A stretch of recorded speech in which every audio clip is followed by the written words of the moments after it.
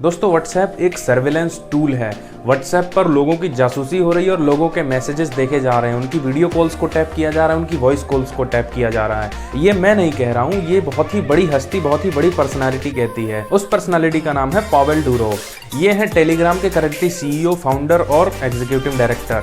और अगर आप ये सोच रहे हैं कि ये व्हाट्सएप को डिफेमेशन करने का एक साजिश है या करने का तरीका है, एक दूसरे की बेइज्जती बिजनेस में या इस टेक इंडस्ट्री में करते रहते हैं ये लोग, तो ऐसा बिल्कुल नहीं है भाई। इस बंदे की इतनी गट्स फीलिंग इतनी ज़्यादा स्ट्रांग और इतनी ज़्यादा तगड़ी और कॉन्फिडेंट है कि ये बंदा कभी किसी को डिफेमेशन करने के लिए तो कभी मुद्दा उठा ही नहीं सकता है। क्यों?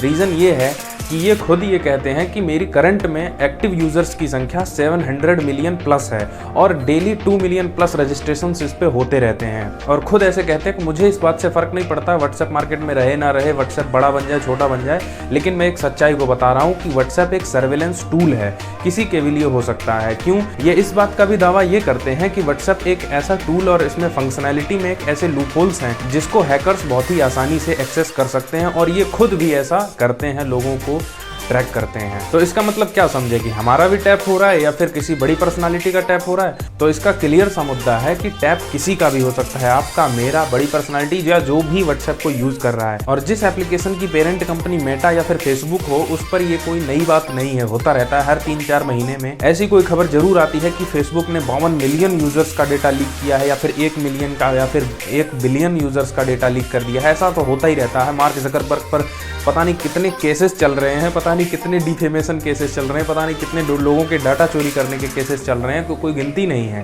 तो बात करें अगर ट्विटर के सीईओ ने ऐसा क्यों कहा है, तो आप अगर 10 दिन पीछे जाएंगे तो 29 सितंबर 2022 को इंडियन गवर्नमेंट ने ऐसा कहा था कि हमें कुछ लूप होल्स का अंदेशा हो रहा है जो कि व्हाट्सएप में मिल सकता है या व्हाट्सएप ऐसी एक्टिविटीज कर रहा है। और ये स्टेटमेंट खोज निकाला था सर्ट-इन ने, जो कि एक इंडियन फर्म है गवर्नमेंट की, जो कि साइबर की एक्टिविटीज पर नजर रखती है। तो ये बात जैसे ही टेलीग्राम के सीईओ को पता चली, उन्होंने ये बात पहले भी बोल चुके हैं ये चीजें कि व्हाट्सएप एक सर्विलेंस टूल है, व्हाट्सएप कभी भी इतना सेफ हो ही नहीं सकता है, या व्हाट्सएप अपने आप को सेफ बताता है, लेकिन ऐसा कुछ भी नहीं होता। ये लोग कंट्री के गवर्नमेंट के साथ यूजर्स का डेटा शेयर करके अपनी डीलिंग अलग ही करते हैं, अलग ही कमाई करते हैं, या फिर अलग ही इनका मैटर चलता है, वो सब बातें अलग है। लेकिन हाँ, ये बिल्कुल राइट बात है कि व्हाट्सएप सर्विलेंस कर रहा है और अपने यूजर्स का डेटा लीक कर रहा है, यूजर्स का डेटा कलेक्ट कर रहा है। अगर इससे रिलेटेड आपको भी कोई भी ऐसी नॉलेज है या फिर ऐसी कोई जानकारी, आपके साथ कोई भी ऐसी एक्टिविटी हुई है जो कि इनहैबिचुअल है, तो उसको कमेंट करके मुझे जरूर बता सकते हैं आप। और करंट में ये वाली बात तब से शुरू हुई है जब से एक बंदे की वीडियो कॉल एक लीक हुई थी, जिसमें वो अपने फ्रेंड से बात कर रहा था और बीच में किसी और की ही वीडियो कॉल चालू होने लग गई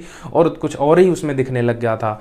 तो वहीं से ये सब मैटर शुरू हुआ था। तब से व्हाट्सएप ये कहता है कि जो लोग हमारा पुराना वर्जन यूज कर रहे हैं उनके साथ ऐसा हो सकता है, या जो हुआ है वो पुराने वर्जन की वजह से हुआ है। हमने अपने एप्लीकेशन को अपडेट कर दिया है, अभी फिलहाल में ऐसी कोई प्रॉब्लम नहीं है। लेकिन मैं आपको बता दूं, अगर आप भी व्हाट्सएप यूज करते हैं, जो कि ऑब्वियस सी बात है आप सभी कर ही रहे होंगे, तो मैं ये बता दूं कि भाई सबका डेटा कलेक्ट हो रहा है, व्हाट्सएप सबके डेटा को देख सकता है। और हाँ, अगर कोई हैकर उस लूप होल्स को पकड़ लेता है जो कि व्हाट्सएप में छोड़े गए हैं, जो कि जानबूझकर छोड़े गए हैं, तो कुछ भी हो सकता है।